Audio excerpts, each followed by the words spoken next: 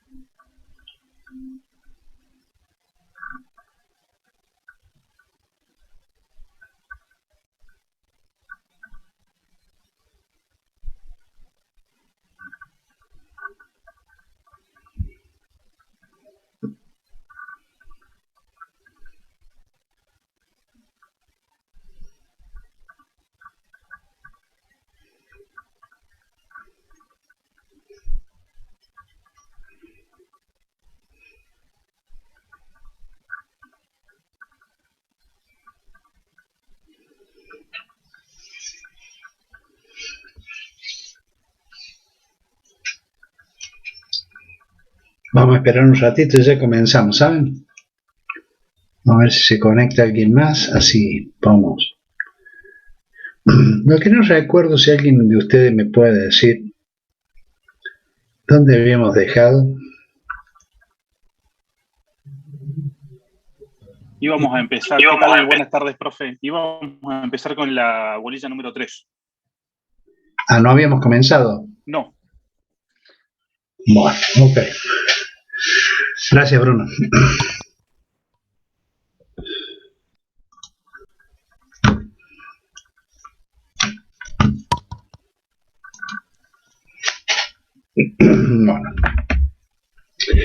Bueno, vamos a dar comienzo. Buenas tardes a aquellos que no saludé. Buenas tardes, profe. A ver, acá hay alguien que...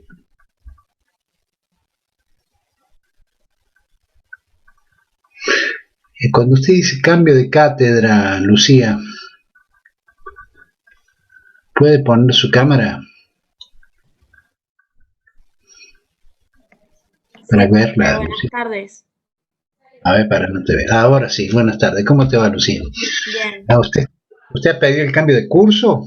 El cambio de curso. Yo estoy en el 2R2 y quiero cambiarme al 2R4. Perfecto. Ya, hágalo. Casualmente tengo otro muchacho acá. Álvarez Portal. ¿Alguien conoce a Álvarez Portal? No.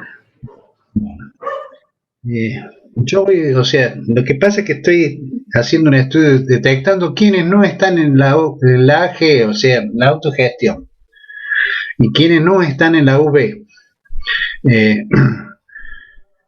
Este miércoles, o sea, mañana, tengo una reunión con el jefe de departamento física, el cual me va a transmitir seguramente todas estas inquietudes que ustedes tienen con respecto a los jefes, a los prácticos que ustedes ya tienen elaborado y todo ese tipo de cosas.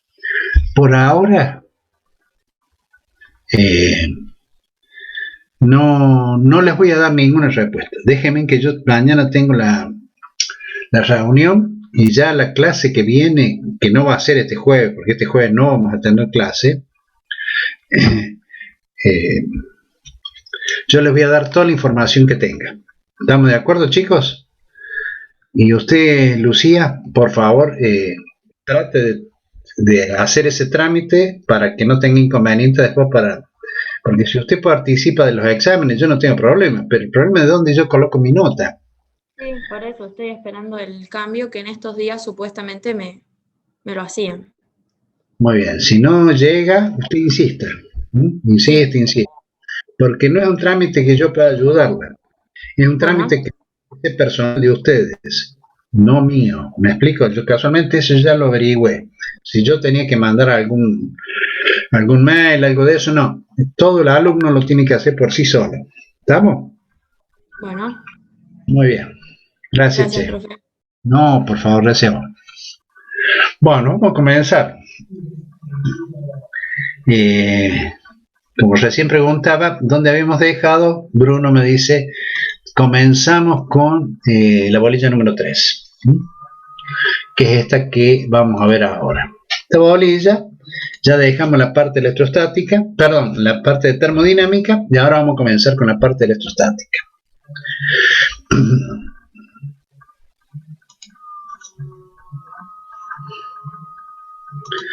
Esta comienza con las propiedades de las cargas eléctricas. Bueno, las propiedades de las cargas eléctricas es muy simple. Yo supongo que muchos de ustedes deben haber experimentado a lo largo de todo este tiempo en el secundario y en el primario, haber jugado con sus reglas sobre su cabeza y haber elevado o haber atraído pequeños pedacitos de papel donde decíamos que las reglas se habían imantado. En realidad no se había imantado las reglas, sino que lo que había hecho se había electrificado, o sea, se había cargado con un determinado valor de carga. Mejor dicho, con un determinado signo de carga. No valor, signo de carga. Entonces, lo que experimentábamos era de que si cortábamos pequeños pedacitos de papel, a través de la regla podíamos ir haciéndolos, lo íbamos tomando y quedaban como pegados a la regla. Pasado un cierto tiempo, muy corto posiblemente, veíamos que ese pedacito se despegaba. ¿Qué es lo que había sucedido? Lo que había sucedido es de que el papel, en un principio, tenía una carga diferente, o un signo de carga diferente al que tenía la regla, por lo tanto, era atraído. Luego de haber pasado un tiempo, el pedacito de papel lo que hacía era cargarse con el mismo signo de carga que tenía la regla y por lo tanto se despegaba. Esta observación hacía de que nos permitiera determinar dos tipos de carga: las cargas positivas y las cargas negativas. Los electrones tienen carga negativa y los protones tienen cargas positivas. Otra forma de experimentar esto o demostrar esto es a través de una varilla de hule y una varilla de hilo. Si esa varilla de hilo, esa varilla de hule la frotábamos con un trozo de piel y la suspendíamos con un hilo, acercábamos otra varilla, que esta varilla era de vidrio, la cual habíamos frotado con una seda, observábamos que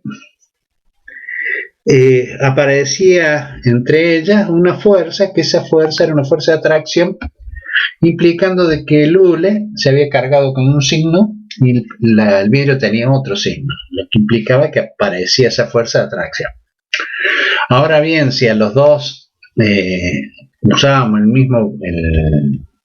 mismo material, en este caso el hule, observábamos que la fuerza que aparecía era una fuerza de repulsión, lo que nos hacía concluir que cargas de un mismo signo se repelen y cargas de signos opuestos se atraen. Otro aspecto importante de esto de las cargas es que,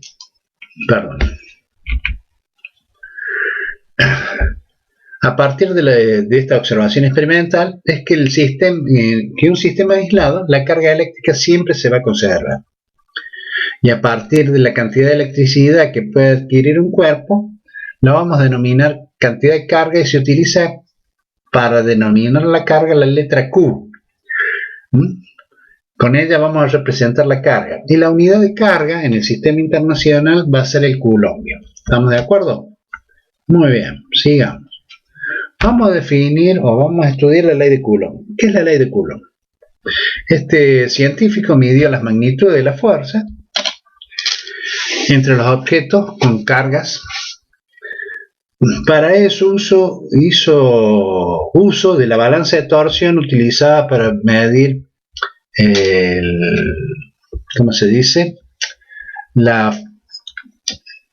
para medir la constante de gravedad, ¿sí? Con ella determinó lo siguiente, que la fuerza era proporcional al producto de las cargas e inversamente proporcional a la distancia a la separación de las cargas al cuadrado. Como esta era una proporción, para poder definir una igualdad, lo que hizo es utilizar una constante llamada K. Esa constante K la definí como 1 sobre 4 pi epsilon 0, y es igual a 9 por 10 a la 9 newton metros cuadrados sobre coulomb cuadrado. El valor de epsilon 0 es lo que se denomina, lo que se conoce también como la permitividad del vacío, y su valor es de 8,85 por 10 a la menos 12, y las unidades son las inversas de K, o sea, coulomb cuadrado sobre newton metro cuadrado. Ahora, la ley de Coulomb la podemos expresar de la siguiente forma, y decimos que la fuerza de atracción o repulsión va a ser directamente proporcional a un valor constante K por el producto de las cargas intervinientes dividida la distancia de separación entre ellas al cuadrado. O lo que es lo mismo, poner la igualdad de K, que es 1 sobre 4 pi epsilon 0, por Q1 por Q2 sobre R cuadrado. Vamos a utilizar algunas cargas que van a ser representativas. Por ejemplo, la carga del electrón, esa carga va a ser un valor negativo, va a ser igual a 1,6 por 10 a la menos 19 coulombios, y la carga del protón también va a ser 1,6, pero va a ser positiva por 10 a la menos 19. La masa del electrón va a ser 9,1 por 10 a la menos 31, y la masa del protón va a ser 1,6 por 10 a la menos 27. ¿Estamos de acuerdo? Esas son las cargas, una positiva y otra negativa. Son muy utilizadas en el práctico estas cargas. Ahora bien, es importante recordar de que la fuerza es una magnitud vectorial, por lo tanto tenemos que representarla como tal. La ley de Coulomb expresada en forma vectorial para una fuerza eléctrica ejercida por una carga Q1 sobre una carga Q2 puede ser escrita de la siguiente forma. Entonces decimos que la fuerza 1,2, lo que significa que es la fuerza ejercida por la carga 1 sobre la carga 2, va a ser igual al valor K por Q1 por Q2 sobre R cuadrado por el versor R12, donde ese versor va a estar direccionado desde el valor Q1 a Q2. Cuando las cargas tienen el mismo signo, la fuerza de repulsión y el signo de la fuerza va a ser positivo. Imaginemos, si calculamos, en este caso, dos cargas positivas, la fuerza va a ser positiva. Y si calculamos dos fuerzas negativas, también la fuerza va a ser positiva. Negativo por negativo da positivo. ¿Estamos de acuerdo? Ahora, si la fuerza está dada por una carga positiva y una carga negativa, la fuerza va a ser negativa. El versor R12 es un vector unitario dirigido de Q1 hacia Q2, como puede observarse en la figura, y la fuerza eléctrica obedece a la tercera ley de Newton. A toda acción se le opone una reacción de igual magnitud pero de sentido contrario. La fuerza elegida o ejercida sobre la carga Q2 sobre Q1 es igual en magnitud pero en sentido opuesto a las fuerzas ejercidas por Q1 y sobre Q2, es decir, que la fuerza 2,1 es igual a menos la fuerza 1,2. ¿Sí? En módulo las fuerzas son iguales, o sea, tienen el mismo valor numérico. ¿Entendieron esto? Profe, una pregunta. ¿De qué sirve el versor unitario, o mejor dicho, qué relación tiene con la fórmula? Y para darle el carácter de vectorial.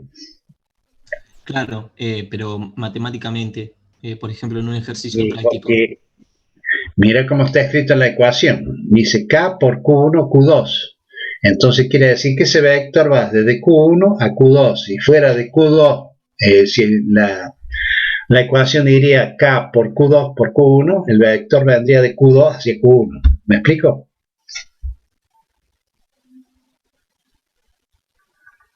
¿Entendés o no? Sí, sí, pero, o sea, el versor ahí...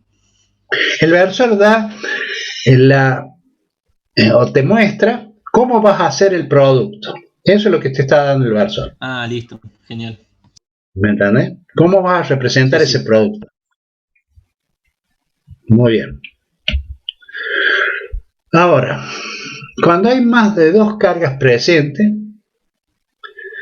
la ecuación que vamos a utilizar es la misma, pero miren cómo lo vamos a hacer. Supongamos que tenemos este ejercicio.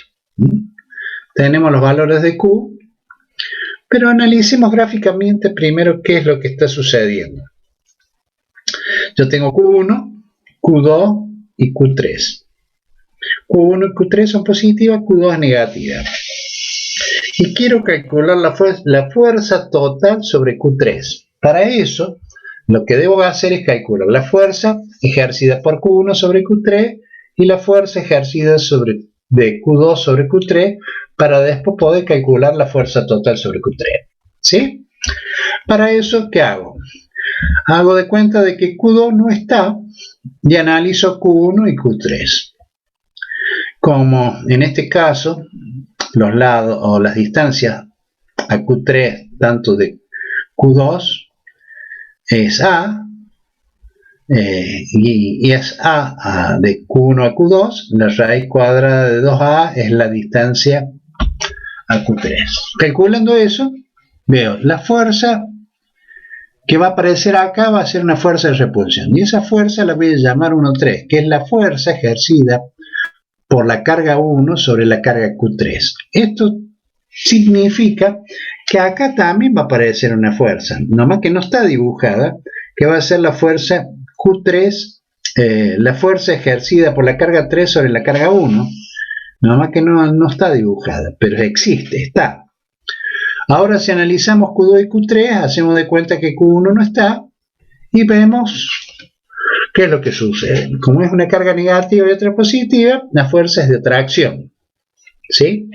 Entonces esta es la fuerza 2,3, o sea, la fuerza ejercida por la carga 2 sobre la carga 3 tendría esta otra dirección. Lo mismo aparecería acá una fuerza, que sería la fuerza 3,2, que tendría la misma magnitud, pero sentido contrario. Ahora bien, para poder conocer la fuerza total ejercida sobre Q3, lo que tengo que hacer es sumarlo.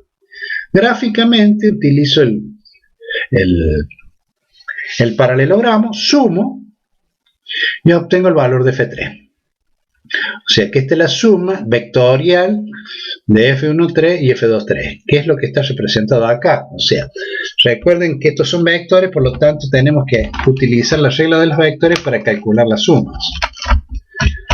Es importante que no descuiden esto y no se olviden de que esto es un vector y por lo tanto tienen que tratarlo como tal. ¿Entendieron esto?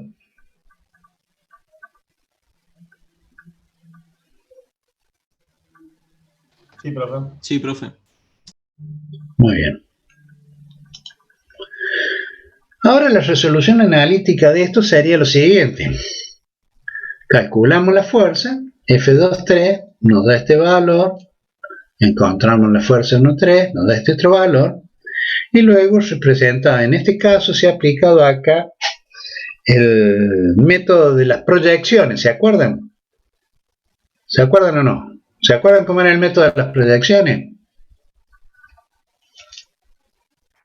Muy fácil. Trazan acá un par de ejes coordenados, ¿sí? Pasará Y por acá, X por acá. Ahora dicen, bueno, ¿qué ángulo sería este? El mismo que tenemos acá. ¿Estamos de acuerdo? Sí, ¿Sí o no? sí. Sí, ¿Este sí. ángulo cuánto va? Si este lado y este lado son 45. iguales, es 45 grados, por lo tanto es un ángulo de 45 grados. Este está montado sobre el eje de las menos X, no habría problema. Ya teniendo eso, sé que este ángulo es 180 grados tomado desde acá. ¿Sí? Sí. Muy bien. Hago el análisis y eso, nomás que acá a F1,3 la proyección sobre el eje X da 7,9 y la proyección sobre el eje Y da 7,9. En el caso de las fuerzas de Q2, no dibujo acá, sí, estamos, volvamos para que ustedes vean una cosa. Si yo proyecto esto sobre el eje Y, ¿cuánto vale? ¿Cómo, profe? ¿Sí proyecta qué? Si proyecto la fuerza 2,3 sobre el eje Y que pasa vertical por el medio de la carga, ¿cuánto vale? 0. 0. Muy bien. O sea que me queda la proyección de menos F23. En X, nada más. En Y no hay. ¿Estamos de acuerdo? Sí, profe. Muy bien. Y es lo que hace acá. En X la tiene en cuenta y en Y no. Porque es 0. ¿Ah? Una vez que tiene esto, saca la resultante. Una vez que saca la resultante, calcula el ángulo. Una vez que calcula el ángulo, sabe cuánto vale y qué ángulo tiene la resultante. O sea, esto es bastante, parece fácil, pero en realidad es un poco tedioso los cálculos, que aunque por simples que sean, muchas veces nos producen errores, ¿estamos? Hay que tener cuidado. Esto lo van a hacer con el jefe de trabajo práctico, seguramente. ¿Ya están trabajando con él en esto? No. No, profe, No, todavía recién no. vamos No. por calorimetría. Sí, sí. Vamos. Sí, yo le saco ventaja, no tengan problema. Vamos por esto. Vamos a responder lo siguiente. Esto lo van a tener que hacer ustedes. A ver. Un globo es cargado negativamente. Al frotarlo después se adhiere a la pared. ¿Significa que la pared tiene carga positiva? ¿Por qué el globo termina por caer?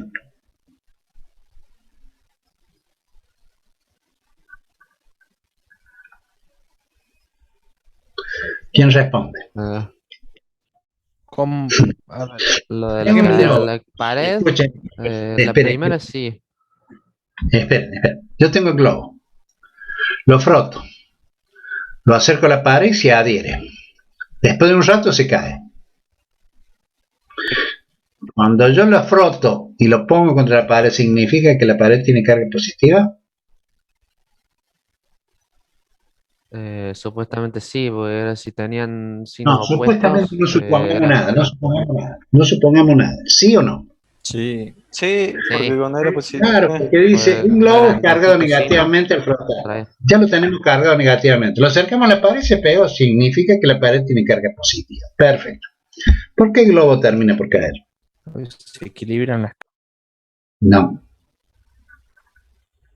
Porque Sí. pasa a tener carga positiva. Claro. Descarga el globo. Eso es lo que sucede. El globo se carga positivamente y se cae. Se ¿Me descarga el explico? globo, claro. ¿Por qué? Porque se repele. O sea, primero tiene carga negativa. Al acercarlo a la pared se atrae. Pasado un tiempo, el globo se va cargando positivamente. Cuando el globo se terminó de cargar positivamente con la misma carga que tiene la pared, se cae. ¿Lo entienden? Sí, Profe, pero ¿por qué el globo adquiere, digamos, la positividad? O sea, la carga positiva. Porque la pared es tiene una masa mucho más grande que la que tiene el globo, por lo tanto tiene mucho más cargas positivas que las negativas que tiene el globo. ¿Me Es como explico? que tiene un exceso de carga y lo descarga en el globo. Exacto, tiene un exceso de carga y las carga. Todo lo que se acerca se carga, por decir así. ¿Entienden? Que depende de la masa y No, también no digas eso así. Yo te doy un ejemplo, pero en realidad lo que hace es, como la pared tiene un exceso de cargas positivas, tiene muchas cargas positivas, vamos a decirlo de esta forma para que no digas como lo estabas diciendo, tiene muchas cargas positivas, implica que tiene la posibilidad de cederlas a esas cargas y por lo tanto el globo las toma cargándose positivamente. ¿Sería como profe, entrar en gracias. equilibrio o no? ¿O nada que ver? ¿Cómo? ¿Sería No como si entendí. estuvieran en equilibrio las caras? No. Las cargas no es que estén en equilibrio, las cargas son de igual magnitud. O sea, vos imagínate, a ver, veamos. Vamos a hacer así. El globo lo cargamos negativamente con una carga de menos 3 coulombios, vamos a decir así, ¿eh? Y la pared está cargada con una carga de 7 coulombios positivos. ¿Estamos? ¿Sí? Sí. Muy bien, acerco el globo. Se atrae. Hay un valor de fuerza, que no me importa en este momento cuánto vale. ¿Qué es lo que sucede? Pasado un tiempo, el globo se cargó positivamente. No importa, no se cargó el mismo valor de carga de la pared. Se cargó positivamente, tiene ahora signo positivo, no tiene signo negativo, tiene signo positivo. Si tiene signo positivo implica que la fuerza entre la pared y el globo va a ser de repulsión. No importa si es de 10, de 5, de 2, ¿me explico?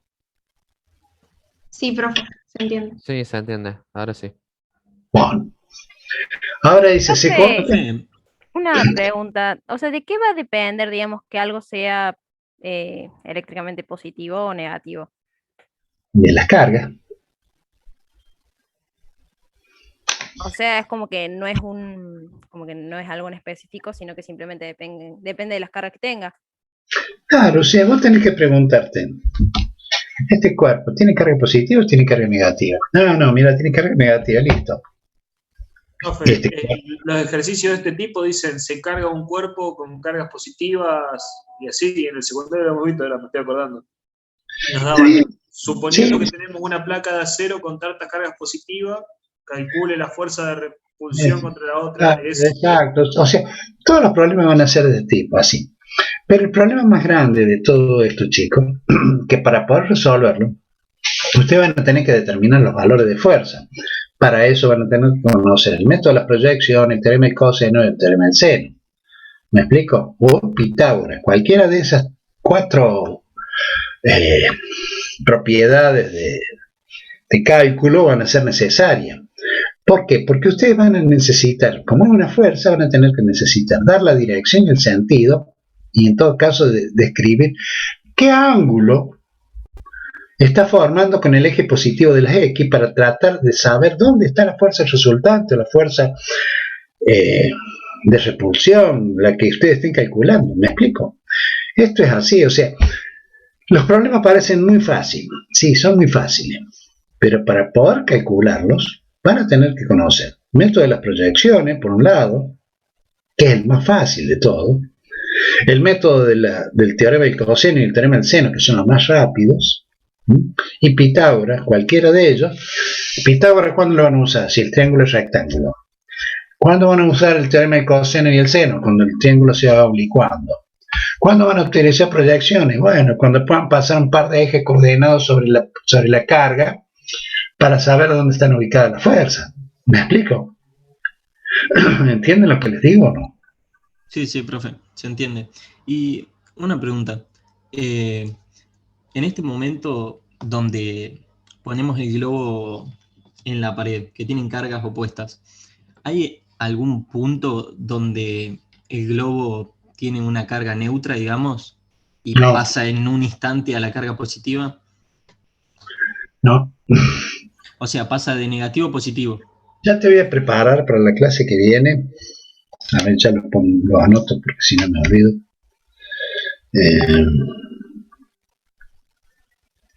Listo. Ya voy a preparar. A ver, espera. Ustedes me hacen ir a la miércoles. No, es que después de eso iba ligada la siguiente pregunta. Si, o sea, ya con tener un número muy pequeño, un infinitesimal de la misma carga, ya se repelen, o es necesario tener un número, no sé si me explico. Sí, con una diferencia, con una pequeña diferencia se va a producir eso, muchachos. A ver, déjame ver.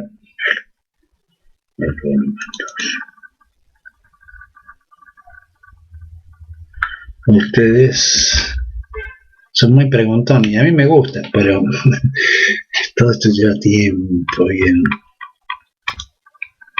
no sean problemas. Lo vamos a ver, vamos a hacer todo lo posible por ver todo.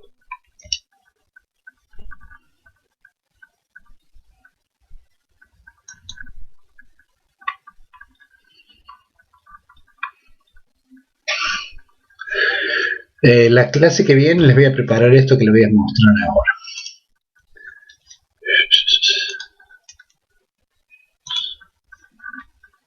New survey.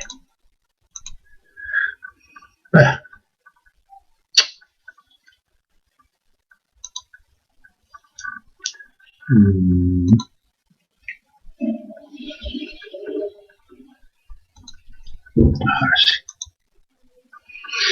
¿Cómo vamos a cargar mediante la inducción un cuerpo? ¿Saben? Esto es lo que le vamos a ver, cómo lo vamos a ir cargando. Un poco lo que ustedes están pensando ahora, qué es lo que está sucediendo con el globo en la pared. Esto comenzamos que el cuerpo tiene tantas cargas positivas y negativas, acercamos una carga negativa, las cargas negativas se repelen, no sé, vamos a agregar. O sea, comenzamos así.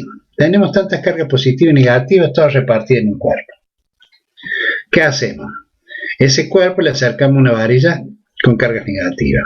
Todas las cargas negativas son repelidas hacia a la parte derecha y son atraídas las cargas positivas. ¿Estamos de acuerdo? Ahora bien, si ponemos ese cuerpo, lo ponemos a masa, muchas de esas cargas negativas se van a ir a tierra. ¿Sí?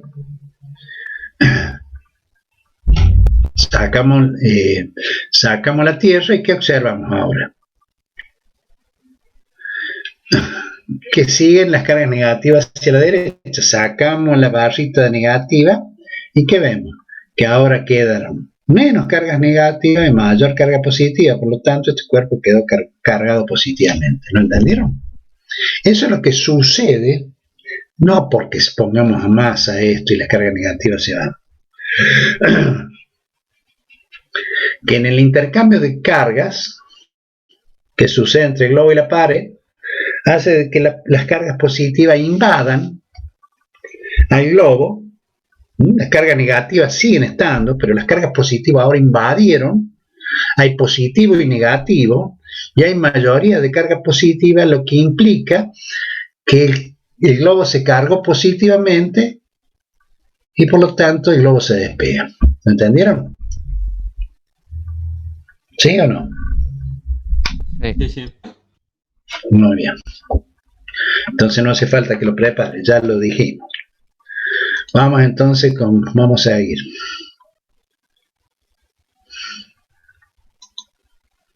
Esta era, ¿no?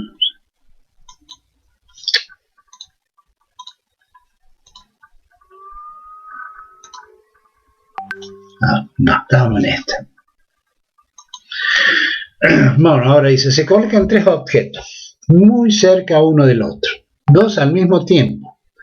Cuando se juntan A y B, se repelen. Cuando se acercan los objetos B y C, se repelen. De los siguientes enunciados, ¿cuál es el verdadero? A. Los objetos A y B tienen la misma carga y signo. Perdón, los objetos A y C tienen cargas del mismo signo. B. Los objetos A y C poseen cargas del mismo signos opuestos. C. Los tres objetos tienen carga del mismo signo. D. Uno de los objetos es neutro. E. Es necesario llevar a cabo experimentos adicionales para determinar los signos de la carga. Sí. Sí que. O sea, la C es la correcta. Exacto. Los tres objetos tienen carga del mismo signo. ¿Estamos? ¿Cuáles son las propiedades de una carga eléctrica?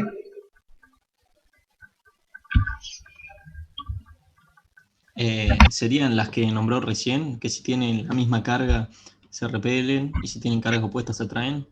Sí, con otra. Una muy importante, que le dijimos al inicio. Que el neutro es el cable a tierra. No. Te lo voy a mostrar para que vos lo veas. Ahí está. Esta. Que el sistema, si está aislado, la carga eléctrica siempre se va a conservar, ¿me entendés? Esa es una de las principales, que la carga se conserva si el sistema está aislado. Ah, claro. Claro, por eso dice que se acercan y no que se tocan. ¿Cómo definir la ley de Coulomb? No solamente te la pregunto a vos, cualquiera de los chicos, Y por ahí converso con vos, pero en realidad la pregunta es para todos. ¿Cómo definen la ley de Coulomb?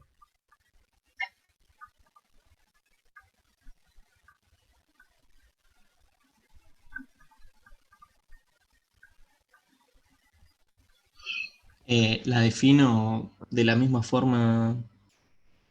Definida. ¿Puede ser la fórmula? Claro, en la fórmula. La fórmula, lo que dice la fórmula. ¿Qué dice? Que la fuerza es igual a Es K por... ¿Qué fuerza? La fuerza... Que la fuerza que existe entre las cargas va a ser proporcional al producto de ellas e inversamente proporcional al cuadrado de Yo la quiero que sea distancia. igualdad. Yo busco la igualdad. ¿Cómo la decís? ¿Cómo la definís? O sea, Primero a profe, no través de la sería... constante, ¿Cómo? con la constante y que es proporcional a las No, cargas. proporcional no. Saca la de palabra la, proporcional. de la La fuerza fuerza. 1, 2. No. Es igual directamente. Claro. La fuerza. ¿Cómo puede ser la fuerza? Es O sea, muy la pequeña o fuerza muy va a ser grande. igual al producto de la constante por la fuerza, por las cargas, dividido la distancia que hay entre ellas al cuadrado. Sí, pero ¿cómo es la fuerza? ¿Qué tipo de fuerza son? La fuerza puede ser Electrostática. de Sí, bueno. atracción o repulsión. Ahí está. Con la ley de Coulomb, lo que calculan ustedes es la fuerza. Esa fuerza puede ser de repulsión o puede ser de atracción. Y es igual al valor K por el producto de las cargas que intervienen dividido la distancia de separación entre ellas al cuadrado. Eso es lo que tienen que definir la ley de Coulomb. ¿Me explico? O sea, está bien. Acá María Giselle la definía, pero ella me decía proporción. No, tiene que ser una igualdad, porque la proporción la determinó Coulomb. Y para poder determinar la igualdad, utilizó la balanza esa y a través de la balanza determinó el valor de la constante. Recuerden ustedes una cosa muy importante que no dijimos al inicio. Esa constante va a depender del sistema en que trabajemos. Para nosotros siempre va a ser 9 por 10 a la 9 newton metro cuadrado sobre coulomb cuadrado, porque vamos a trabajar en el sistema internacional. Pero en caso de trabajáramos en el sistema CGS, por ejemplo, la constante K esa valdría el valor de la unidad. Y las unidades serían DINA, unidad electrostática de carga al cuadrado sobre centímetros cuadrados. Y esas serían las unidades que tendría en el sistema, en CGS. Esto es un comentario, no lo tienen por qué saber o nadie se lo va a preguntar, pero sí tienen que saber que en el sistema internacional la constante K vale 1 sobre 4 pi epsilon 0 o 9 por 10 a la 9 newton metros cuadrados, bien digo, sobre coulomb cuadrado. ¿Estamos de acuerdo? Profe, ¿puede repetir cómo tendríamos que definir entonces la ley de Coulomb? Sí, leyendo la ecuación. La ecuación dice que la fuerza de atracción o repulsión va a ser igual al valor de la constante K por el producto de las cargas que intervienen dividido la distancia de separación entre las cargas al cuadrado. ¿Estamos de acuerdo? Sí, gracias. ¿Cómo? Que sí. Muy bien. Después nos saca otra igualdad o no, me parece. No sé qué me pregunta. Otra igualdad.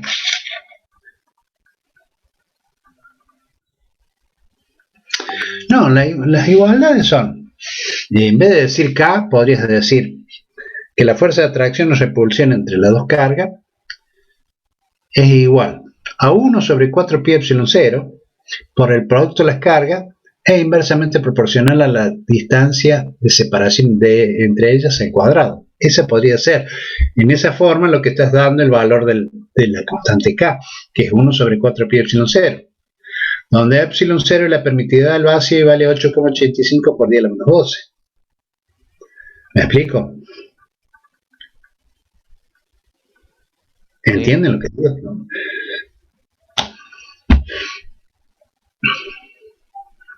¿Sí o no?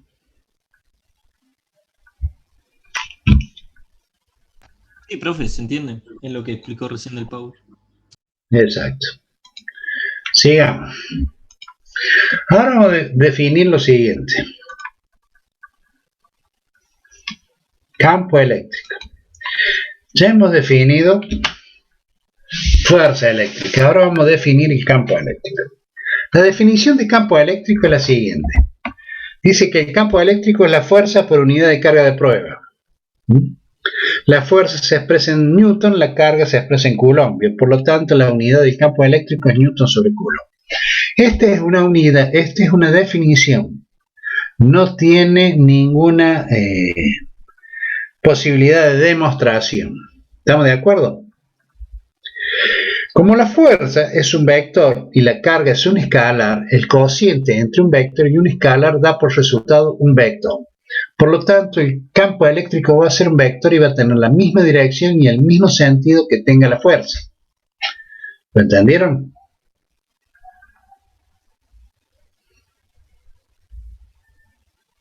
Qué duro que es, ¿no?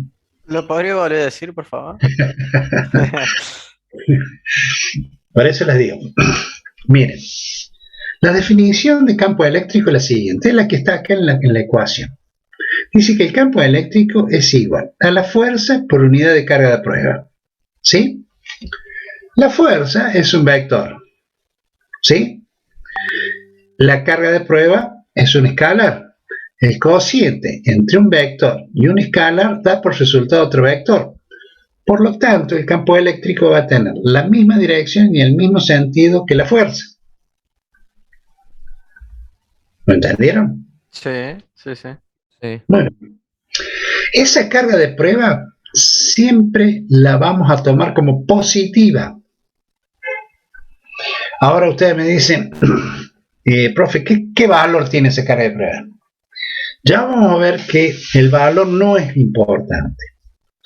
Por el momento tómenla como es que es una carga positiva. El valor no le demos bolilla por el momento. ¿Estamos de acuerdo? Sí. Muy bien. Imaginen ahora una carga que le llamamos carga fuente grande en un lugar.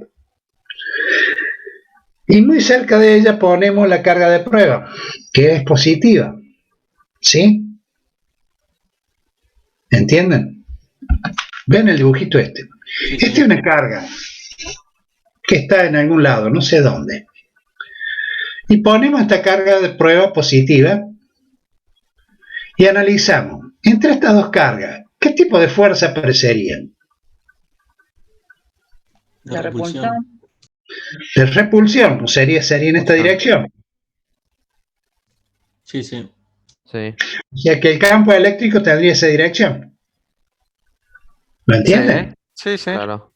Muy bien. Sí, sí. Ahora, escuchen bien.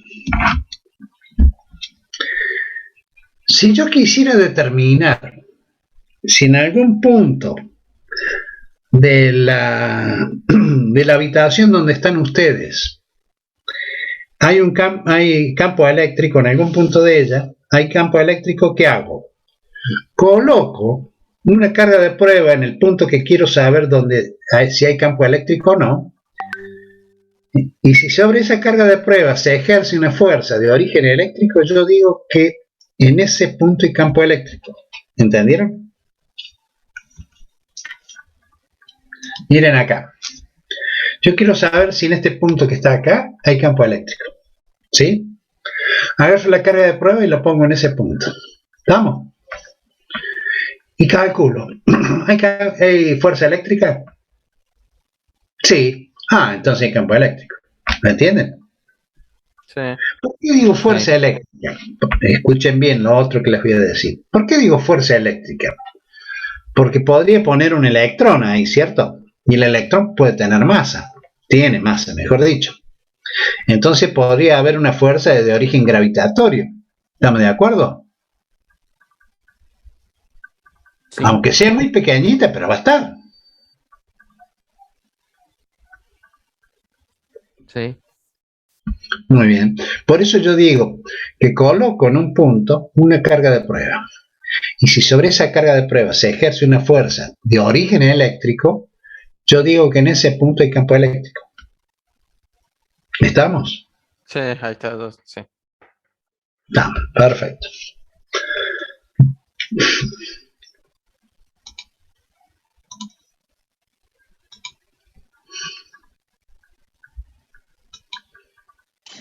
Profe, ¿en la carga fuente siempre hay cargas positivas? ¿Cómo?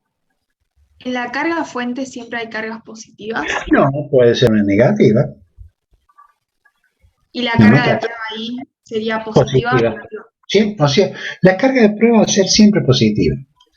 Mira, hagamos el caso que vos estás mencionando. Fíjate, la carga fuente positiva, la carga de prueba positiva, el campo eléctrico es hacia la derecha, porque la fuerza de repulsión, ¿cierto? Que es hacia la derecha. O sea, en cada uno de estos aparece una fuerza. Acá la fuerza es hacia la derecha, acá la fuerza es hacia la derecha. Por lo tanto, el campo eléctrico en este punto es hacia la derecha. Muy bien. Saquemos ahora la carga fuente positiva y pongamos una carga de fuente negativa. ¿Estamos de acuerdo? Señorita. ¿Sí? Sí. ¿Sí? Bueno. ¿Cómo va a ser la fuerza que va a aparecer ahora? Si esta es negativa y esta es positiva, la fuerza va a ser de atracción, va a ser hacia allá, hacia la izquierda. ¿Me explico? Sobre la carga de prueba. ¿Sí?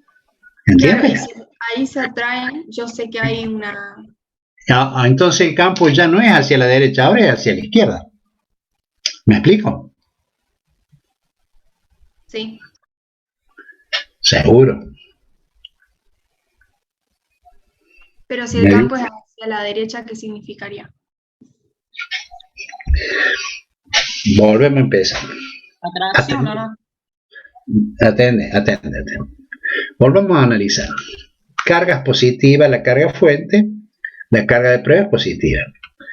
Entre estas dos cargas, ¿qué aparece? Una carga, una fuerza de origen de repulsión. ¿Sí?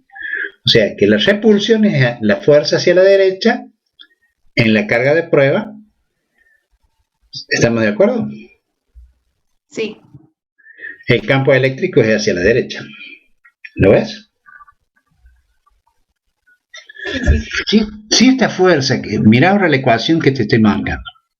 Si esta fuerza es de repulsión dividido esto, me va a dar el campo eléctrico con la misma dirección y sentido que esta fuerza. Por lo tanto, el campo eléctrico en este caso es hacia la derecha. ¿Lo ves? Sí. Muy bien. Ahora veamos la carga fuente negativa. ¿Sí? Bien. Muy bien. La carga positiva de prueba. La fuerza que va a aparecer, ¿de qué tipo va a ser? De atracción. Va a ser hacia la izquierda. Claro. Por lo tanto, el campo eléctrico, ¿qué dirección va a tener? Hacia la izquierda. ¿Lo ves? Sí. Muy bien.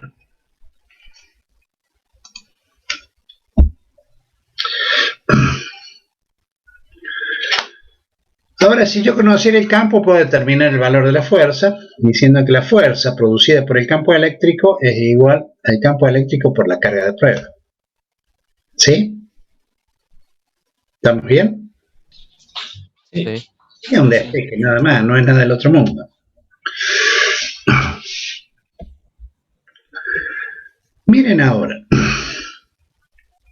Imaginemos esto. Yo agarro y digo, acá está mejor explicado, señorita, recién que lo analizamos con usted. Yo tengo una carga de prueba positiva, ¿sí? Y a una distancia R pongo el valor de la carga de prueba, Q sub 0, que está en el punto P, ¿sí? Como las dos cargas son positivas, tanto la carga Q como Q sub 0, la fuerza es de repulsión, que sería esta, que está dibujada acá. ¿Sí? ¿Entendés? Ahora bien, yo puedo decir que en el punto P, que es lo que se figura, lo que muestra la figura B, en el punto P el campo eléctrico tiene esta dirección, porque ya la calculé a través de esto. ¿Me entendés? Sí. Ahora veamos, cuando la carga es negativa, pongo la carga de prueba, la fuerza es de atracción. Saco la carga de prueba, el campo eléctrico en ese punto va a tener esta dirección. ¿Lo ves? Sí, ahí lo entendí. Perfecto, me agrada mucho. Che. Sigamos. Ahora lo que vamos a hacer, vamos a calcular el campo eléctrico producido por un grupo de carga. En este caso yo voy a usar dos cargas. Y van a ser una carga positiva y una negativa. Cuando tenemos una carga positiva y una negativa, decimos que tenemos lo que se denomina un dipolo. Un dipolo es aquel que está formado por una carga positiva y una carga negativa. ¿Estamos de acuerdo? Y quiero calcular el campo eléctrico en el punto P. ¿Estamos? ¿Entienden? ¿Entienden lo que vamos a hacer? Muy bien. Entonces, ¿qué hago? Coloco en el punto P la carga de prueba. Y analizo primero la carga de prueba positiva con la Q1, que también es positiva. La fuerza que va a aparecer en ella es de repulsión, por lo tanto el campo eléctrico va a ser hacia arriba. ¿Lo ves? ¿Lo ven, chicos? Sí. Ahora lo analizo con la carga negativa. La carga de prueba positiva y negativa va a producir una fuerza de atracción, por lo tanto el campo eléctrico en ese punto va a ser hacia acá. La suma de estos dos campos eléctricos, E1 y E2, me va a dar el campo resultante en P. ¿Lo entienden? Sí. Pero fíjense ustedes que la suma es una suma vectorial. No es una suma algebraica. Claro, sí. ¿Lo analizan? Claro, sí, sí. Miren ahora esto. Yo he dicho que el campo eléctrico es fuerza por unidad de carga de prueba. ¿Sí? La fuerza está dada por el valor de Q, perdón, el valor de K por Q sub 0 sobre R cuadrado dividido Q sub 0. La fuerza, con respecto a esto, ¿entienden o no entienden? Porque veo que cuando se me quedan acá. Sí, profe. Ah, bueno, está. Porque acá quiero demostrar una cosa que alguien podría haberme preguntado. Miren ustedes, acá en esta ecuación que tengo acá, Q sub 0 y Q sub 0 se van. Por lo tanto, no es importante el valor del valor, no es importante el valor que tenga la carga de prueba. Puede valer 1000 coulombos como puede valer microcoulombios. ¿Me explico? Sí. ¿Entienden qué quiero decirles? Sí, sí. O sea que el valor del campo eléctrico es independiente del valor de Q sub 0. ¿Pero de quién depende? Veamos. Esto es igual, dice. A 1 sobre 4pi epsilon 0. 1, 4pi y epsilon 0 son constantes. ¿Estamos de acuerdo? Q es un valor constante. Vale tantos microcoulombios o tantos coulombios. Entonces varía en función de quién. De esto. De la distancia entre las cargas. De la distancia al punto donde queremos calcular el campo, no entre las cargas. O sea, de esta distancia que tenemos acá. O sea, de Q1 a P y de Q2 a P sería. Exacto. A esa distancia. Y acá está demostrado. Si acá es muy constante y conocemos el valor, ¿por qué se pone 1 sobre 4pi por epsilon 0? Porque quiero mostrártelo de esa forma para que vos veas. Decimos que K es una constante. ¿Pero por qué es una constante? Porque 1 sobre 1, 4, pi y epsilon 0 son valores constantes. Por eso es una constante. ¿Sí? Profe, y aparte poniéndolo así, se ahorra el hecho de poner las unidades y todo eso, es como más simplificado. No, ¿cuáles serían las unidades de campo? ¿No Bueno, dijo Newton sobre Coulomb? exacto, Coulomb. Newton sobre coulombios. ¿Sí? Coulomb. Entonces, miren, entonces eso que acabamos de hacer acá, que calculamos el campo, ¿qué es? Es sumatoria. Claro, hemos calculado el campo 1, el campo 2 y ahora lo que hacemos es directamente sumarlo. Pero esa suma es una suma vectorial, no una suma algebraica. ¿Sí? Por eso está en función del versor RI. ¿Lo ven, chicos? Sí, profe. Muy bien. Lo vamos a dejar, esto no vamos a preguntar. Miren ahora lo que vamos a analizar. Recién analizamos dos cargas. Ahora imaginen que tenemos un cuerpo. Y ese cuerpo está o tiene infinitas cargas. ¿Sí? Positivas, negativas, las que ustedes quieran. Ahora bien, yo voy a tomar un delta Q en ese cuerpo. Y voy a decir que en el punto P quiero saber cuánto vale el campo resultante debido a ese cuerpo. Por lo tanto, tendría que calcular el campo creado por este delta Q y después calcular todos los delta Q que existieran en este cuerpo, cómo influyen sobre sobre el punto P. ¿Me explico? ¿Entienden lo que estoy diciendo? Sí, se entiende. Sí, profe. Muy bien. Entonces, el cálculo del primer delta P, del primer delta Q, es esto. ¿No? Mantenemos el versor para darle el carácter de vector. Entonces después calculamos todos los campos producidos por todos los delta Q que están acá y hacemos la suma. ¿Sí? Pero sería muy tedioso. Entonces lo que hacemos es que estos delta Q sean lo más pequeñitos posible. Los hacemos tender a cero para poder aplicar lo que nosotros conocemos como ecuación de cálculo, el límite. Aplicamos el límite y ese límite nos daría por resultado una suma vectorial a través de un integral. ¿Estamos de acuerdo? ¿Sí? Y miren ustedes que sigue la dependencia, o sea, sigue mostrándose en forma muy clara la dependencia que tiene el campo eléctrico con la distancia cuadrada. ¿Lo ven? Sí, sí. Entonces ahora lo que vamos a hacer, vamos a definir lo que es las densidades volumétrica, superficial y lineal. La densidad volumétrica de carga es la cantidad de carga por unidad de volumen y se designa con la letra ρ. Las unidades van a ser coulombos sobre metro cúbico. La densidad superficial de carga es la cantidad de carga por unidad de área y se define con la letra sigma.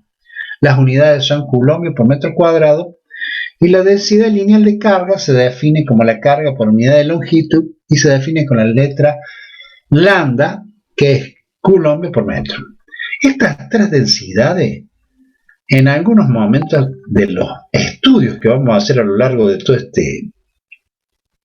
este curso, van a aparecer. Y es importante que nos recordemos que son las densidades de carga por unidad de volumen, de área y de lineal. ¿Estamos? Vamos a ver lo que son las líneas de campo.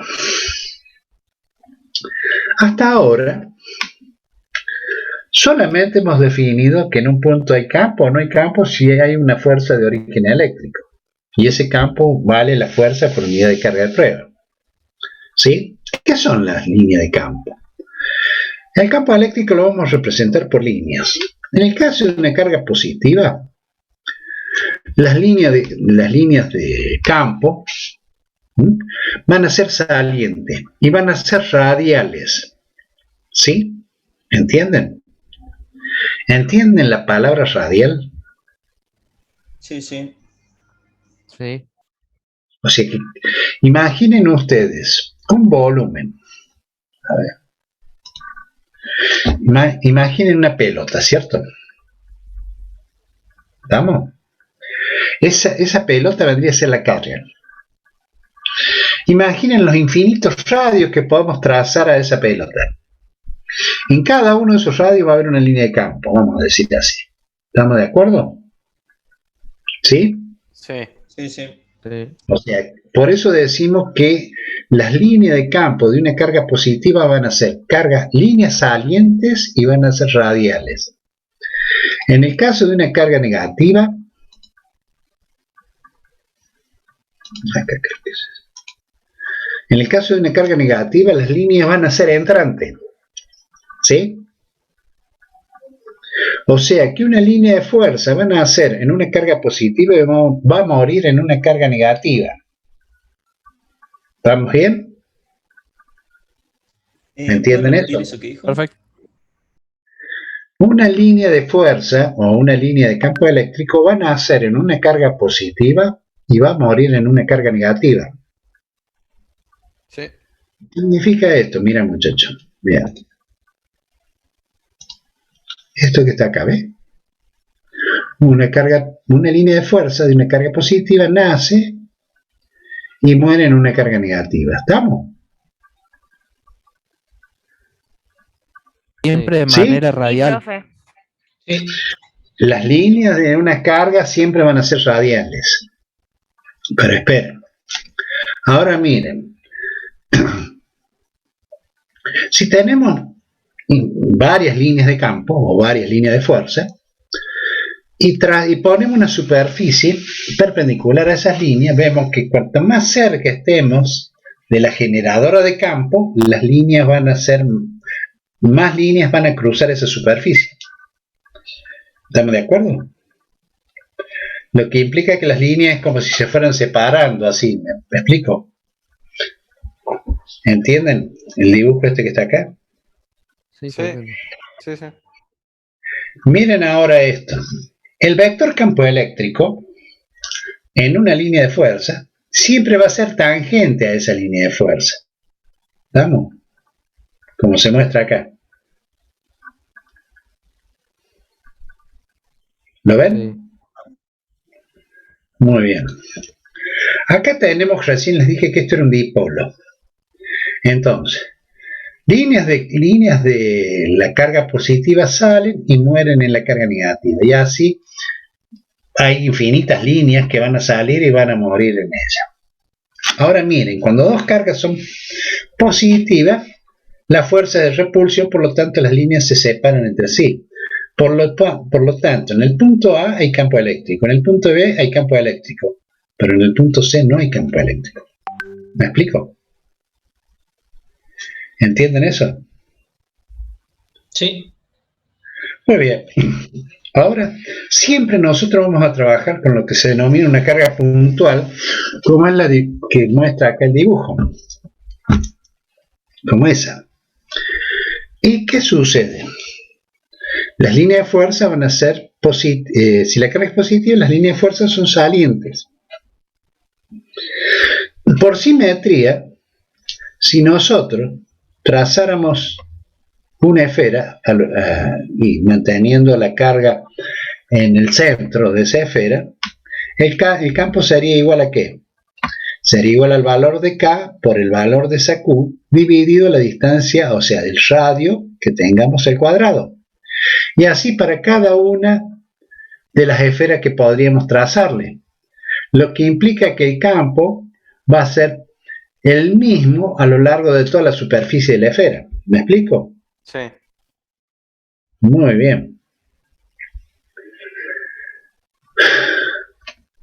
¿Cómo vamos a dibujar esto? Ahí está. Qué cosa grande. ¿Cómo vamos a dibujar? Las líneas deben empezar en una carga positiva y terminan en una carga negativa. En caso de que haya un exceso en cualquier carga, algunas líneas empezarán o terminarán en el infinito. ¿Qué significa eso? Esto que está acá. No podemos dibujarlas a todas. Entonces dibujamos así. El número de líneas dibujadas que salen de una carga positiva o se acercan a una carga negativa será proporcional a la magnitud de dicha carga. Es casi imposible conocer la cantidad de líneas de fuerza que genera alguna unidad de carga, sea en Coulomb, por ejemplo. No se sabe, no conocemos, no sabemos si genera 10, 1000, 1.000.000, no sabemos. Entonces, más o menos, dibujamos, siempre ponemos de manifiesto, decimos que la escala que vamos a utilizar es tal. No va a ser el caso nuestro, porque nosotros no vamos a utilizar ese tipo de cosas. Y ahora lo más importante. Miren esto. El campo en función de la distancia. ¿Qué significa esto? Esta es la ecuación de campo. Hemos dicho que todo esto es constante y R cuadrado. O sea, supónganse que tuviéramos una carga en este punto. ¿Qué significa? Que el campo va a ser máximo cuanto más cerca estemos de la generación de la que genera campo. y va a ser mínimo a medida que nos alejemos, o sea, que nos vayamos en R. ¿Sí? ¿Vamos? Sí.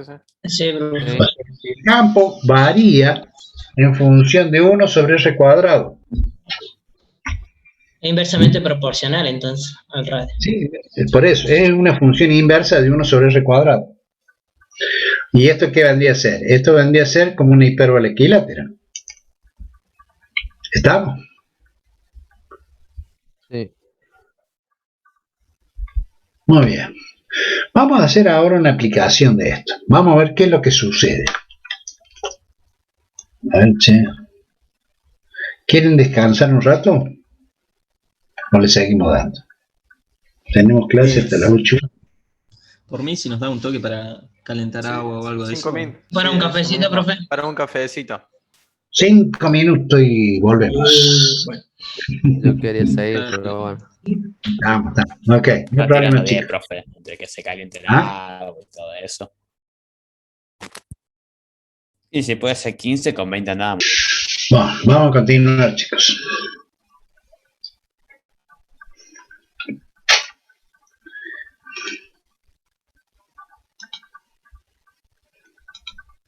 Como les decía, vamos a ver una aplicación del campo eléctrico sobre cargas. Ahora bien, sabemos que cuando una partícula con carga Q y masa M la colocamos en un campo eléctrico, va a aparecer en ello una fuerza de origen eléctrico. Eso va a ser debido a que esa fuerza va a estar dada por el valor de la carga y el valor del campo eléctrico a la que está sometida.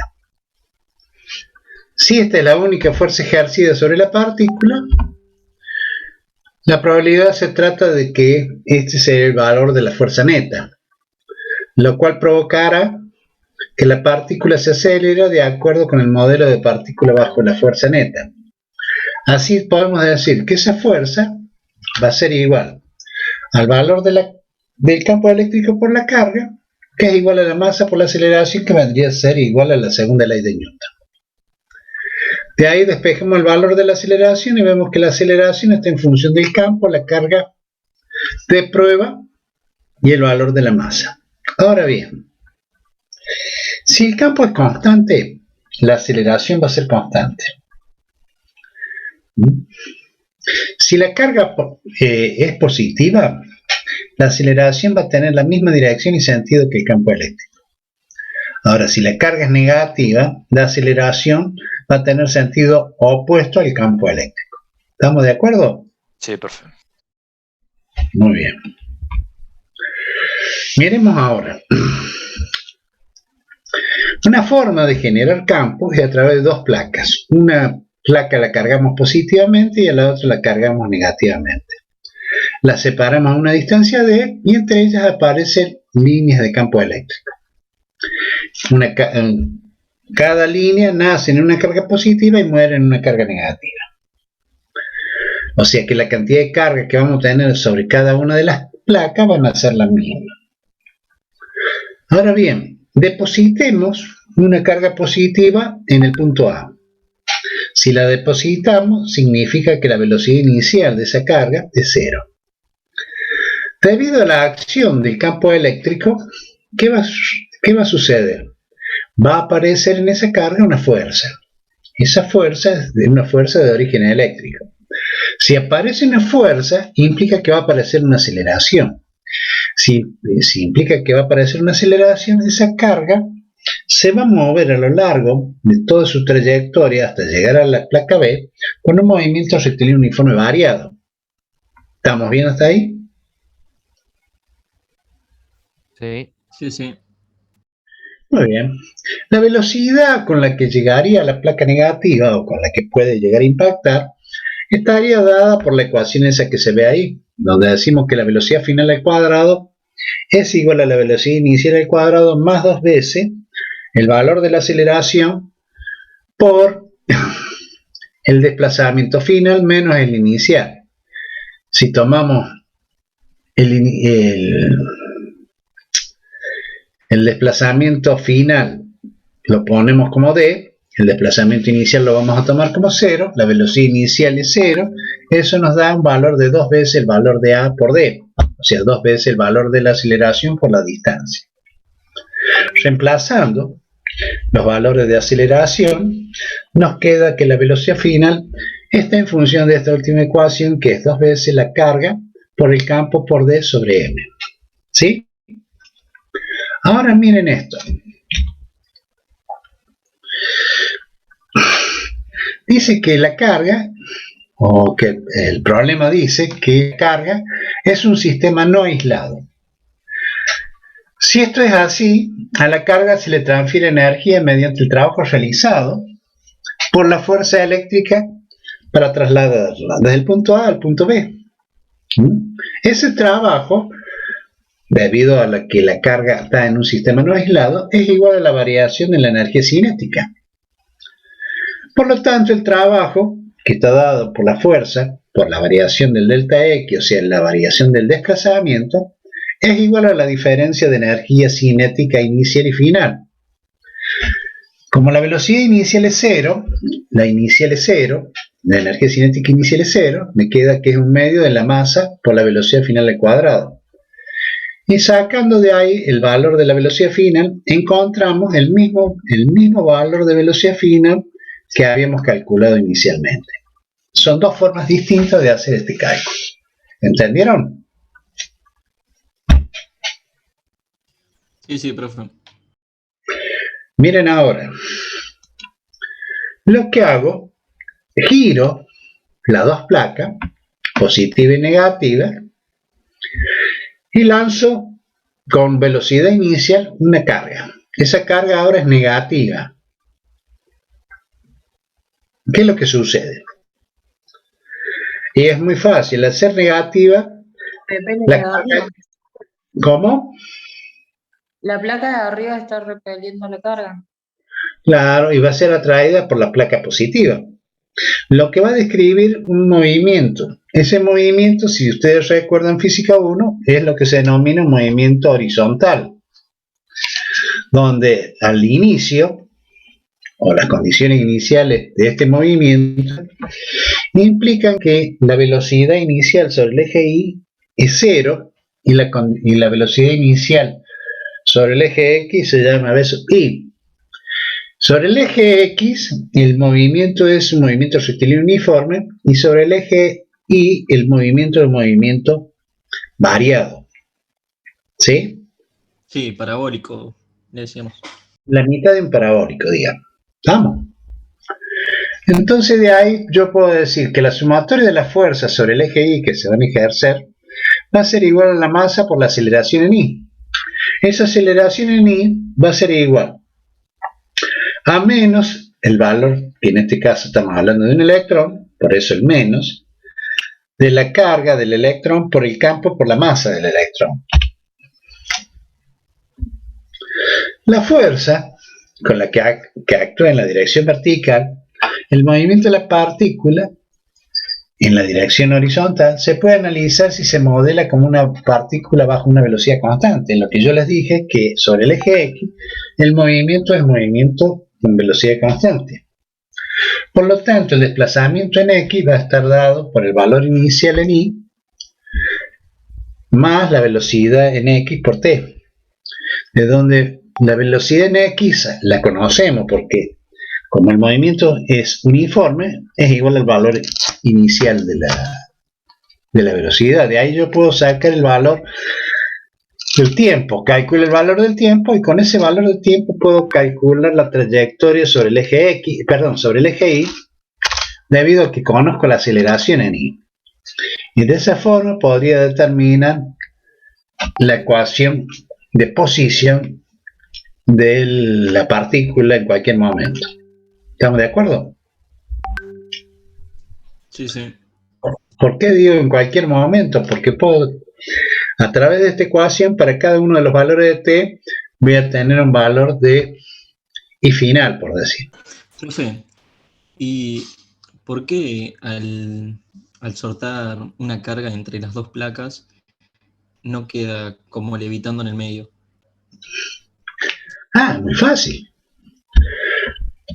Porque el hecho de que existe campo eléctrico y vos pones una carga cualquiera y dentro de ese campo eléctrico va a aparecer la fuerza. Esa fuerza es debido a la presencia del campo eléctrico. ¿Me explico?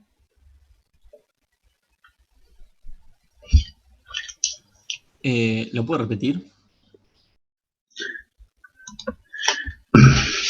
Mira, yo tengo un campo eléctrico en cualquier lugar, ¿sí?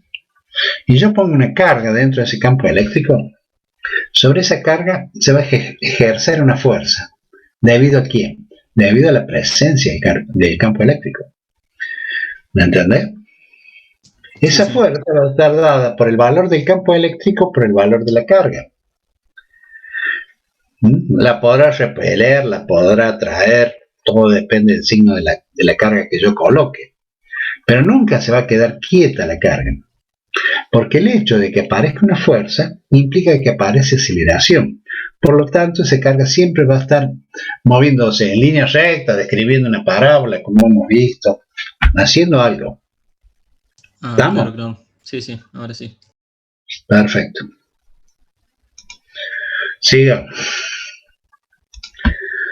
O sea, lo importante hasta acá es lo que decíamos recién. Que sabemos lo que dice la ley de Coulomb y sabemos la definición de campo eléctrico. La definición de la ley de Coulomb dice que la fuerza de atracción y repulsión entre dos cargas es directamente proporcional al valor de K por el producto de las cargas que intervienen dividido la distancia de separación entre ellas al cuadrado. Perfecto. La definición de campo eléctrico es fuerza por unidad de carga de prueba. Y hemos visto que el campo eléctrico tiene una dependencia a la inversa de 1 sobre radio cuadrado, o sea, la distancia cuadrada. Muy bien. Ahora lo que vamos a ver es el siguiente tema, en lo que se denomina flujo eléctrico.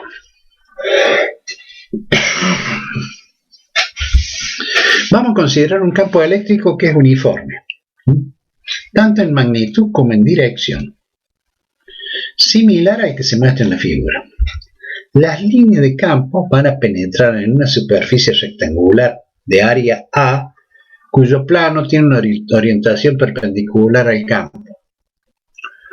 Recordemos que el número de líneas por unidad de área, la densidad de líneas, es proporcional a la magnitud del campo eléctrico. O sea, el número de líneas por el área es proporcional al campo eléctrico, de donde el número de líneas es proporcional al valor del campo eléctrico por el área. ¿Estamos bien? Ese signo es significa proporcional. Significa proporcional. ¿Cómo sería el signo de inversamente proporcional? 1 sobre... Inversamente proporcional implica 1 sobre el área, 1 sobre el campo, qué sé yo. Yo podría decir acá, yo te podría leer el flujo eléctrico es directamente proporcional a Newton e inversamente proporcional a Coulomb. ¿Me explico? Sí. Muy bien. Por lo tanto, el total de líneas que va a penetrar la superficie va a ser proporcional al producto del campo por el área. A este producto de la magnitud del campo eléctrico y el área superficial lo vamos a conocer con el nombre de flujo eléctrico y lo vamos a representar con la letra Φ mayúscula con una E como subíndice, donde esto va a representar el flujo eléctrico y va a ser igual al producto del campo por el área y va a tener por unidad en el sistema internacional de Newton metro cuadrado sobre Coulomb. Profe, ¿Sí? Escucho. ¿la superficie tiene que ser uniforme? Sí, lógico. Pero, ¿a qué le llamas uniforme? Que siempre tenga el mismo espesor. Sí o no, no importa eso. Lo importante es que la superficie sea perpendicular. ¿Me explico? Sí, y puede ser que no sea plana también. Tipo que tenga ondas, o eso ya no. No. Siempre tiene que ser plana. Bien. ¿Estamos? Ahora bien, miren lo que sucede si la superficie no forma ángulo, no es perpendicular a las líneas de campo eléctrico, sino que forma un ángulo θ. Ahora el número de líneas que va a traspasar esa área va a ser menor, ¿no es así?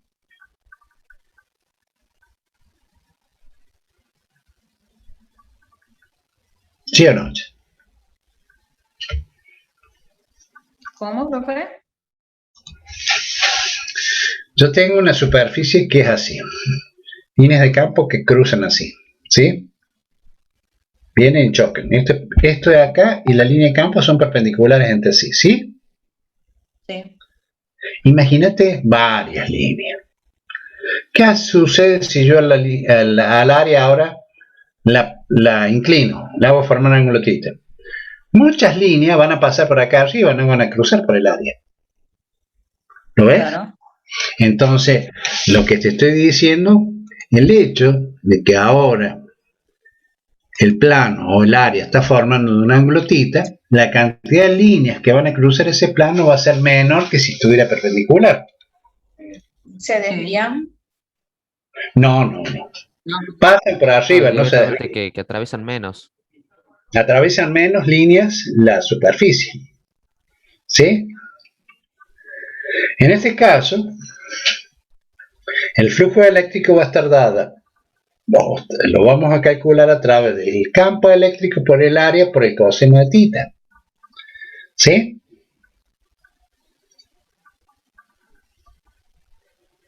¿Sí o no? Sí, se entiende. Perfecto. Miren ahora lo que vamos a hacer. Y ahora necesito de la memoria de ustedes.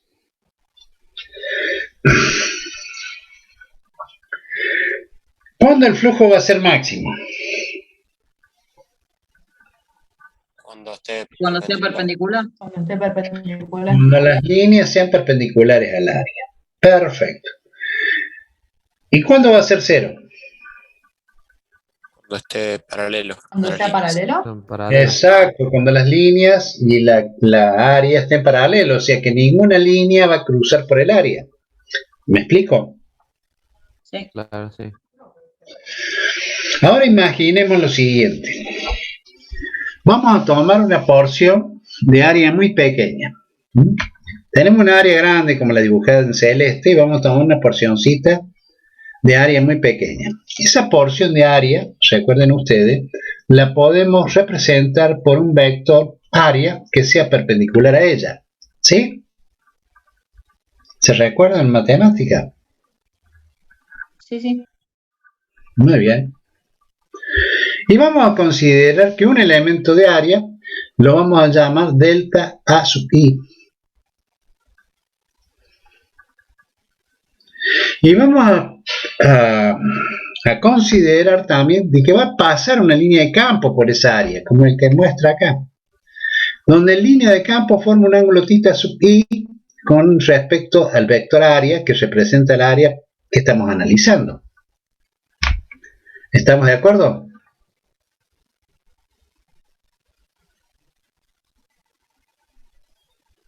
Se le hace pesado, che. ¿Cómo dice, profe? No lo escucho. Tranqui. Vamos a suponer una esfera, para hacerlo más fácil. De esa esfera, yo tomo un pedacito. Ese pedacito se denomina delta A sub i. Esa área de delta, pequeñito, la voy a representar con un vector, que ese vector va a ser perpendicular al área. ¿Estamos bien? Sí. Y por ahí va a pasar una línea de campo, por esa área, por ese pedacito de área chiquito. ¿Sí? Claro. Sí. El cual va a formar un ángulo θ sub i con el vector área. ¿Sí? Sí. Muy bien, es lo que está dibujado ahí. ¿Sí? Es lo que hemos dicho. ¿Lo ven? Sí. Muy bien, entonces ahora vamos a poder escribir lo siguiente. Que el flujo que cruza por ahí, o sea, el delta flujo, va a estar dado por el valor del campo eléctrico por el delta A sub i. en forma vectorial. ¿Mm? Ahora, en forma escalar lo puedo representar a través del coseno. ¿Sí? Pero yo lo que quiero es tener un resultado más exacto, porque yo podría calcular todos los deltas y que forman la superficie esa, y después sumarlo para poder tener el flujo total. Pero lo que voy a hacer es tomar el límite, cuando el delta i tiende a 0, hacer el cálculo, y eso va a ser igual a la integral del campo por el diferencial de área, y de esa forma yo podré calcular el campo eléctrico, el flujo eléctrico. ¿Me explico? Sí. Muy bien. Vamos a hacer una aplicación para que ustedes lo vean y lo entiendan mejor. Yo tengo un cubo. ¿Qué es un cubo? Les pregunto a ustedes.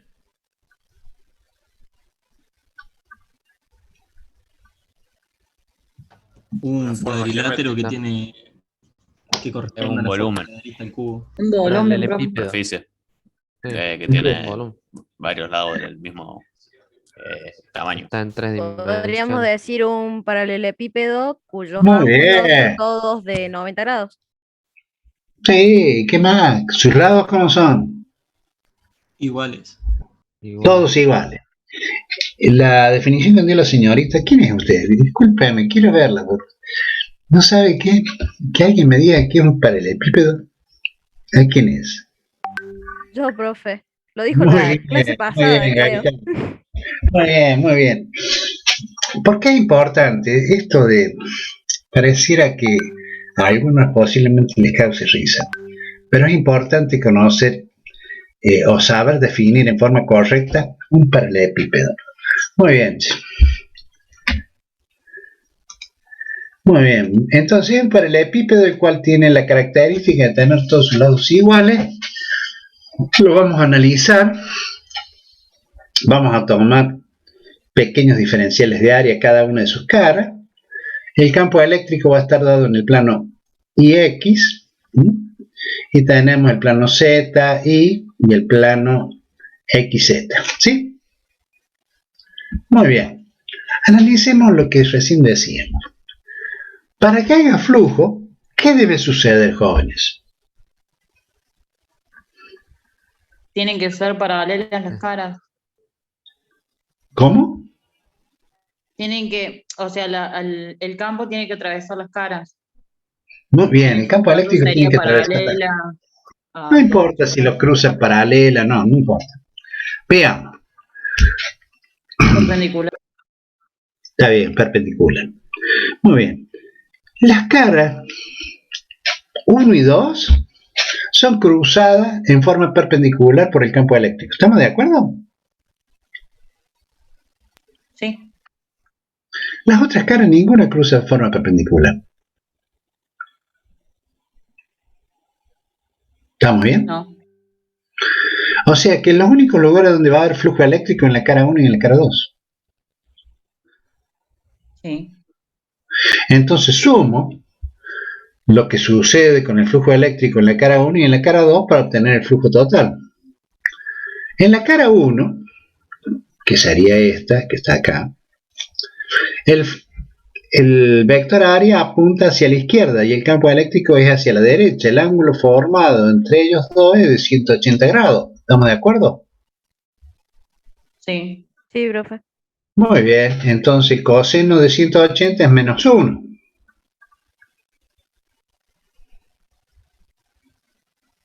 ¿Sí? Entonces yo puedo escribir que eso es igual a menos e. ¿Por qué lo saco fuera de la integral? Porque sacándolo fuera de integral estoy considerando lo que es uniforme, que es constante. Por la integral del diferencial de área, resuelvo la integral, me queda menos e por a. El área está dada por ¿quién? Por L, porque es un cuadrado, L cuadrado. ¿Estamos de acuerdo? Sí. Y ya tengo calculado el flujo en la cara 1, que me da menos E por L cuadrado. ¿Estamos de acuerdo? Sí, profe. Vamos al flujo en la cara 2. En la cara 2, Yo va a ser lo mismo, pero opuesto. Va pero a el coseno ahora es ser 0. el grado, El Ahora el ángulo es coseno 0. es grado va a 1. ser 0 ahora. El ángulo Ahora el 0. ángulo es 0, calculo, me da E por L al cuadrado. Lo Entonces, suma y te da sumo 0. y me da 0. O sea que el flujo total que atraviesa esta superficie es nulo. ¿Lo entienden? Sí, profe. Sí. Sí. Muy bien.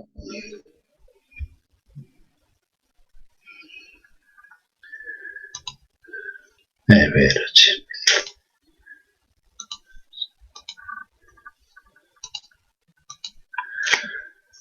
Bueno, vamos a ver ahora. A ver, se me pasa. ¿Qué pasa? El flujo a través de una superficie cerrada. Para eso, lo primero que vamos a resolver o vamos a definir lo que es una superficie cerrada. Una superficie cerrada. Una superficie cerrada la definimos como aquella que divide el espacio en una región exterior y una interior. ¿Estamos de acuerdo? De manera que no es posible pasar de una región a otra sin atravesarla. ¿Estamos? Sí, profe. El ejemplo acá que puse es la superficie de una esfera, pero en realidad el dibujo representa, vamos a decir así, una pelota de rugby. Y vamos a tener 3 casos. El 1, el 2 y el 3. En el 1, que es el dibujo que está a la izquierda, que es este acá, vemos que el área está representado por el vector A1 y atraviesa una línea de campo eléctrico que forma el ángulo θ. Lo que hago es proyectar ese campo eléctrico sobre A1 y digo, si el ángulo, en este caso que es menor a 90 grados, el flujo, ¿cómo va a ser? ¿Va a ser positivo o va a ser negativo? Positivo. Positivo. Va a ser positivo. ¿Y va a ser mayor que 0 o menor que 0? Mayor. Mayor que 0. Muy bien. En el segundo caso, vemos que el campo eléctrico forma un ángulo de 90 grados con respecto al área. En este caso, el flujo, ¿cuánto va a valer y por qué? 0, porque es un producto escalado. O sea, porque es perpendicular. No. Porque el coseno de Va a ser 90 es 0. Exacto, porque el coseno de 90 es 0. ¿Estamos de acuerdo?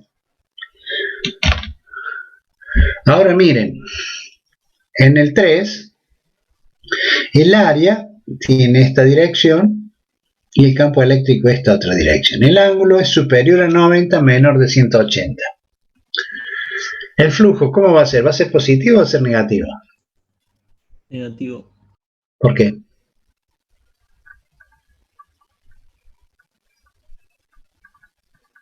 Porque los ángulos mayores a 90 siempre van a dar un valor negativo. ¿De quién? Claro. Coseno. O sea, el coseno. Dándole coseno. Coseno. Claro. Muy bien, Coseno. muy bien. Perfecto. Hemos llegado a eso. Y ahora vamos a terminar con esto. Dice, el flujo neto a través de una superficie cerrada es proporcional al número de líneas que salen y al número de líneas que entran. ¿Sí? Si hay más líneas que salen que las que entran, el flujo va a ser positivo mayor que 0.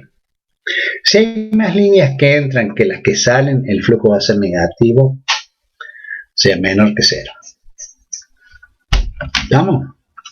Esto que acabamos de decir, esto que está acá en amarillo, va a hacer referencia a lo que viene ahora, que es la ley de Gauss, que la vamos a dejar para la clase que viene. ¿Estamos de acuerdo, chicos? Sí, Sí, sí, sí. profe. ¿Cómo? Sí, Que sí. sí. Sí, se nos termina el tiempo. O sea, realmente yo seguiría, pero yo tengo a las 8:30 tengo otro curso, así que no puedo seguirlos. Y ustedes seguramente tendrán que hacer sus cosas.